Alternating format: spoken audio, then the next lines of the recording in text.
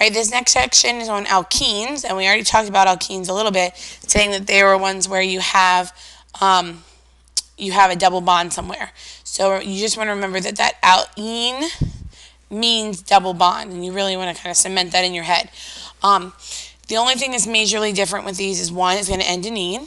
2, there is a double bond somewhere.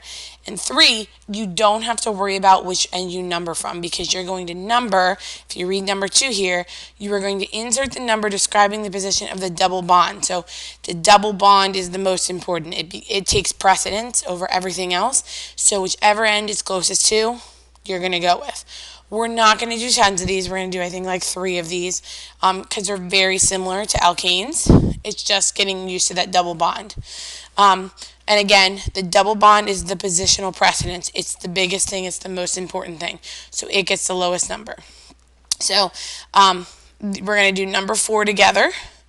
And then I just drew this one in here. We'll do this together.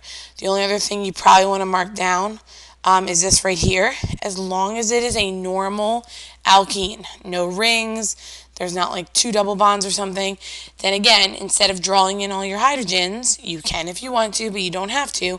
You can use this lovely little equation to figure out your chemical formula. So the only thing I need to fix here is this carbon should actually, in fact, be attached here. So when you come upon an alkene, you'll know it's an alkene because of the double bond. Now, when you're finding your longest chain, make sure your double bond is in the longest chain. So just make sure of that. So what we have here is a longest chain of 4. So our longest chain is going to be called a butene, methylpropyl-bute. And then because the double bond is right down here, this has to be our number 1 carbon because it's closer to the left. The double bond is the most important, so that's where we're going to go with it. And then we do have something hanging off here, so we're going to mark it, and it's just a methyl, and he's on the number 3 carbon. So how you put this all together is you start with your thing hanging off, so we have a 3-methyl.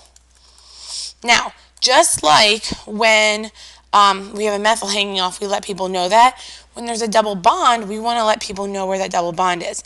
And you can see that the double bond is between the 1 and the 2 carbon. Everything in organic is low man wins.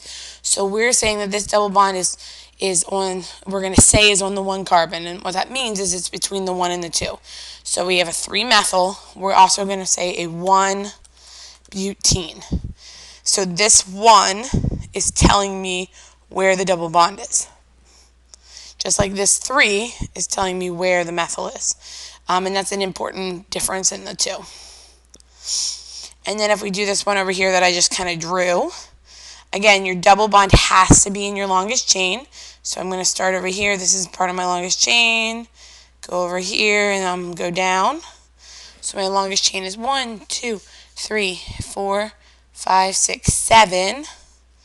So I'm just going to make a little longest chain. It's going to be called heptene for this guy. I have 2 things hanging off. I have a methyl and a methyl. And again, remember, you know where you're going to number it from because it has to number from the end that the double bond is closest to. So this one has to be 1. This one has to be 2. And so on and so forth. Do not think that you are above numbering. I will ask you to do that because you get real like, oh, I know how to do this. And then on the test, you forget to number. And then all of a sudden, you start not getting the right answers. And then you're really mad.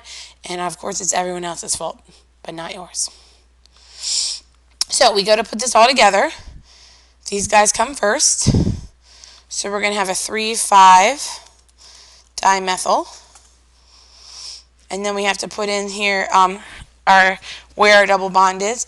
Again, he's between the number 1 carbon and the number 2 carbon, which means we take low man wins. So he is a 3,5-dimethyl-1-heptene as our final answer. So you have to practice these. There's like 2 extra steps you have to think about from the alkanes. You most likely are not totally talented enough to just do it on your own. You most likely need to do this and practice this. And the last ones we're going to look at for the double bonds. I just want to show you one. It's not even that big of a thing. I'm just going to show you number 9. just so you've seen it. You can see here there's 2 double bonds, which is very unusual. I just want you to see the name so you know what it is. This is called a diene, and it's like when we have dimethyls or diethyls. The diene literally means that there's 2 double bonds here. So I still number it so that things get lower numbers. And again, this isn't something I'm going to really ask you on the test to do a big naming one, but you should be able to identify what they are. So we have 5 carbons here. Our first double bond is between the 1 and the 2. Our second double bond is between the 3 and the 4. So when you would name this guy, and again, this is a very unusual one, this would be a 1,3 penta for the 5 carbons diene. If you had things hanging off of it, you would do it the same, like methyls and ethyls and stuff. But you actually have to tell people, okay, this 1 is telling me about this double bond. This 3 is telling me about this double bond. And you actually tell them there's 2 double bonds in the diene.